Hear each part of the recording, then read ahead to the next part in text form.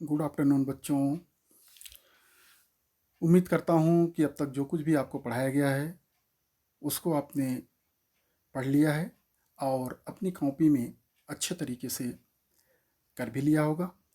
आज हम लोग एक नए चैप्टर की ओर बढ़ेंगे। चैप्टर है अध्याय 6, जिसका शीर्षक है अंतर्राष्ट्रीय संगठन अर्थात इंटरनेशनल ऑर्गेनाइजेशन। सबसे पहले हम आपको बताना चाहेंगे कि अंतर्राष्ट्रीय संगठन है क्या।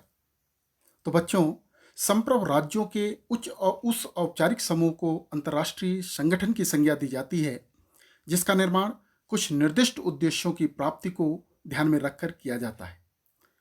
संयुक्त राष्ट्र संघ को आज की दुनिया का सबसे महत्वपूर्ण अंतर्राष्ट्रीय संगठन माना जाता है। जहाँ तक अंतर्राष्ट्रीय संगठन पद की बात है, तो इसके आविष्कारक स्कॉटलैंड के प्रमुख विद्वता जेम्स लोमियर जी थे, जिन्होंने इस पद का प्रयोग सर्वप्रथम 1867 में अपने एक भाषण में किया था। अब यहाँ प्रश्न उठता है कि हमें अंतर्राष्ट्रीय संगठन की आवश्यकता क्यों है। तो मैं आपको बताना चाहूँगा कि हमें अंतर्राष्ट्रीय संगठन की आवश्यकता इसलिए है क्योंकि वर्तमान में विश्व एक विशाल गांव अथवा बाजार में परिवर्तित हो गया है और विश्व का प्रत्येक हिस्सा परस्पर आपस में जुड़ा हुआ है। आज विश्व के समक्ष सुरक्षा, शांति, आतंकवाद, तीव्र गति से विकास, पर्यावरण संरक्षण तथा मानवाधिकारों का संरक्षण जैसी विभिन्न समस्याओं के साथ साथ वैश्वीकरण एवं उदारीकरण को भी सफल बनाने की चुनौती है।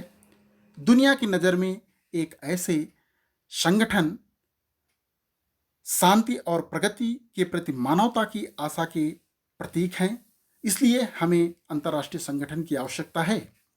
अब हम दुनिया के सबसे महत्वपूर्ण अंतर्राष्ट्रीय संगठन संयुक्त राष्ट्र संघ के बारे में हम चर्चा करेंगे। तो संयुक्त राष्ट्र संगठन की स्थापना से पूर्व 1920 में राष्ट्र संघ का निर्माण हुआ था, परंतु यह अपने उद्देश्यों को प्राप्त करने में असफल रहा। अतः 24 अक्टूबर 1945 में इसके उत्तराधिकारी के रूप में संयुक्त राष्ट्र संघ की स्थापना हुई। 51 देशों ने 24 अक्टूबर 1945 तक इसके घोषणा पत्र पर हस्ताक्षर कर दिए थे, जिन्हें संयुक्त राष्ट्र संघ के संस्थापक सदस्य कहा जाता है। वर्तमान में इस संगठन के सदस्यों की संख्या बढ़कर 193 हो गई है। इस संगठन का अंतिम सदस्य दक्षिणी सूडान है, जो 2011 में इसका सदस्य बना था। जहां तक भारत की बात है, तो भारत 30 अक्टूबर 1945 को इस संगठन का सदस्य बना था। इस संगठन का मुख्यालय अमेरिका के न्यूयॉर्क में है। यद्यपि संयुक्त राष्ट्र संघ के अनेकों उद्देश्य हैं, परंतु इसका मुख्य उद्देश्य अंतर्राष्ट्रीय झगड़ों को रोकना और राष्ट्रों के बीच सहयोग की राह तैयार करना है। आइए हम संयुक्त राष्ट्र संघ के संविधान, जिसे हम संयुक्त राष्ट्र संघ का घोषणा पत्र अथवा चार्टर कहते हैं, उस पर हम चर्चा करते हैं। संयुक्त राष्ट्र संघ घोषणा पत्र एक संविधान है। इसमें उन उद्देश्यों और सिद्धांतों का वर्णन है जिन पर संयुक्त राष्ट्र संघ का पूरा संगठन आधारित है। यह एक संधि भी है जिस पर हस्ताक्षर करके इस संगठन का निर्माण हुआ था। संयुक्त राष्ट्र संघ का सदस्य बनने के लिए प्रत्येक देश को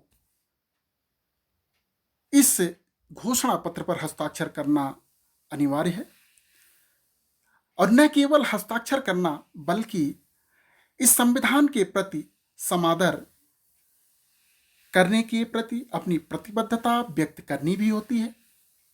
संयुक्त राष्ट्र संघ के घोषणा पत्र में कुल 19 अध्याय हैं और 111 अनुच्छेद हैं। आइए हम संयुक्त राष्ट्र संघ के झंडा, या हम कह सकते हैं उसका जो प्रतीक चिन्ह है, उस पर हम चर्चा करते हैं। संयुक्त राष्ट्र संघ का झंडा एक नीली पृष्ठभूमि में दिया गया संयुक्त राष्ट्र संघ का प्रतीक चिन्ह है। ये एक वैश्विक मानचित्र है जिसे सफेद रंग में दिखाया गया है। वैश्विक मानचित्र के दोनों तरफ जैतून की दो शाखाएं आपस में लिपटी हुई हैं। जैतून की ये दो शाखाएं शांति की प्रतीक हैं। संयुक्त राष्ट्र संघ द्वारा इस झंडे को संयुक्त राष्ट्र महासभा द्वारा 20 अक्टूबर 1947 को स्वीकृत किया गया था। इसे हमने विकिपीडिया से साभार संदर्भ हेतु यहाँ लिया है। इसके अतिरिक्त हम ये भी देखेंगे कि अभी तक हमने आज जो कुछ भी आपको हमने बताया है, इसके अंतर्गत बड़े प्रश्न तो बनते ही बनते हैं, साथ ही साथ महत्वपूर्ण लघु उत्तरीय प्रश्न बनते हैं। वो प्रश्न किस तरह से बनते हैं उस पर भी हम फोकस करना चाहेंगे। तो सबसे पहले तो यही पूछा जा सकता है कि अंतर्राष्ट्रीय संगठन पद के आविष्कारक कौन थे। तो मिस्टर जेम्स लोमियर थे, जो स्कॉटलैंड के निवासी थे। और इसके अतिरिक्त ये भी पूछा जा सकता है कि आज की दुनिया में सबसे महत्वपूर्ण अंतर्राष्ट्रीय संगठन किसे माना जाता है, तो है संयुक्त राष्ट्र संघ। इसके अतिरिक्त ये भी पूछा जा सकता है कि प्रथम अंतर्राष्ट्रीय संगठन लीग ऑफ नेशंस का निर्माण कब हुआ था। तो इसका निर्माण जनवरी 2020 में हुआ था। इसके अतिरिक्त ये पूछा जा सकता है कि संयुक्त राष्ट्र संघ की स्थापना कब हुई थी। तो इसकी स्थापना 24 अक्टूबर 1945 को हुआ था। ये भी पूछा जा सकता है कि संयुक्त राष्ट्र संघ स्थापना दिवस कब मनाया जाता है।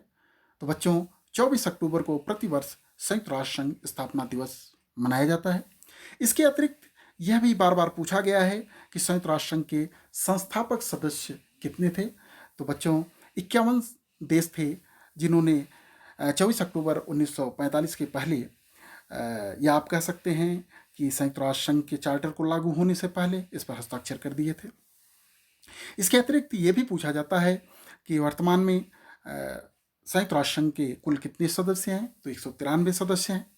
ये भी पूछा जा सकता है कि संयुक्त राष्ट्र संघ का अंतिम सदस्य कौन है। तो वह दक्षिणी सूडान, जो 2011 में इसका सदस्य बना।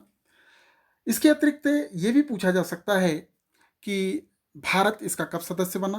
तो भारत 30 अक्टूबर 1945 को इसका सदस्य बना था।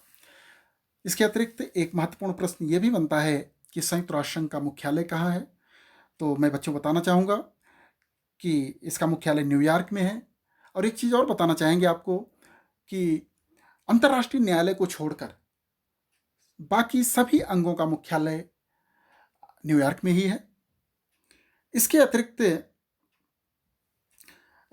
जो अन्य प्रश्न लघुत्तरीय प्रश्न बनते हैं, उसमें एक महत्वपूर्ण प्रश्न है कि संयुक्त राष्ट्र संघ के घोषणा पत्र में कुल कितने अध्याय हैं। तो 19 अध्याय हैं। इसके अतिरिक्त ये भी पूछा जाता है कि संयुक्त राष्ट्र संघ के चार्टर में कुल कितने अनुच्छेद हैं। तो 111 अनुच्छेद हैं। इसके अतिरिक्त संयुक्त राष्ट्र संघ के झंडे के बारे में भी पूछा जाता है कि संयुक्त राष्ट्र महासभा द्वारा संयुक्त राष्ट्र संघ के प्रतीक चिन्ह अर्थात उसके झंडे को कब स्वीकार किया गया। तो 20 अक्टूबर 1947 को स्वीकार किया गया था। झंडे में जो जैतून की शाखाएं दी गई हैं, वे किसकी प्रतीक मानी जाती हैं। तो वे शांति के प्रतीक मानी जाती हैं। इसके अतिरिक्त ये भी पूछा जा सकता है कि वर्तमान में संयुक्त राष्ट्र संघ का महासचिव कौन है। तो बच्चों, वर्तमान में एंटोनियो गुटेरेस इसके महासचिव हैं।